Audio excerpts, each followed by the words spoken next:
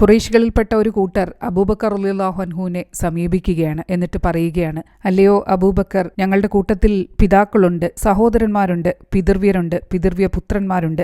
ഞങ്ങളിൽപ്പെട്ട ഏറ്റവും അകന്ന വ്യക്തിക്ക് പോലും താങ്കളുമായി ബന്ധങ്ങളുണ്ട്. അതിനാൽ ഞങ്ങൾക്ക് മാപ്പ് തരാനും മോചനദ്രവ്യം വാങ്ങി ഞങ്ങളെ വിട്ടയക്കാനും താങ്കളുടെ കൂട്ടുകാരനോട് ശുപാർശ ചെയ്താലും. തുടർന്നവർ ഉമർ റളിയല്ലാഹു അൻഹുവിനെ സമീപിച്ചിട്ട് ഇതേ ആവശ്യം തന്നെ ഉന്നയിക്കുകയാണ്.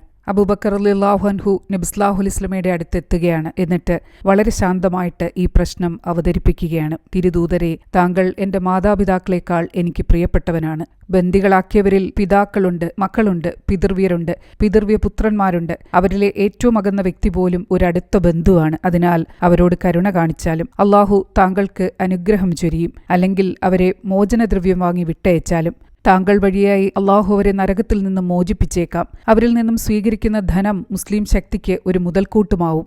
സർവോപരി അള്ളാഹു അവരുടെ ഹൃദയത്തെ ഇസ്ലാമിലേക്ക് ആകൃഷ്ടമാക്കുകയും ചെയ്തേക്കാം. നബി സല്ലല്ലാഹു അലൈഹി വസല്ലമ ഇത് കേട്ട് ഒന്നും മറുപടി പറഞ്ഞില്ല.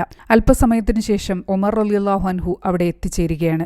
അദ്ദേഹം പറയുകയാണ്, തിരുദൂതരെ, അള്ളാഹുവിന്റെ ശത്രുക്കളാണിവർ. അവർ താങ്കളെ നിഷേധിച്ചു, താങ്കളോട് യുദ്ധം ചെയ്തു, താങ്കളെ നാട്ടിൽ നിന്നും ആട്ടിയോടിച്ചു. അതുകൊണ്ട് ഇവരെയെല്ലാം വധിച്ചു കളയണം. സത്യനിഷേധത്തിന്റെ നേതാക്കളാണവർ. അവരെ അങ്ങനെ കൈകാര്യം ചെയ്താൽ മാത്രമേ ഇസ്ലാമിന് ശക്തി കൈവരൂ. ഇത് കേട്ടും നബി സല്ലല്ലാഹു അലൈഹി വസല്ലമ ഒന്നും മറുപടി നൽകിയില്ല.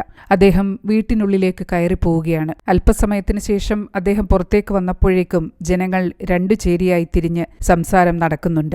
അബൂബക്കർ റളിയല്ലാഹു അൻഹുവിനെ അനുകൂലിക്കുന്നവരും ഉമർ റളിയല്ലാഹു അൻഹുവിനെ പിന്താങ്ങുന്നവരും അവരിലുണ്ട്.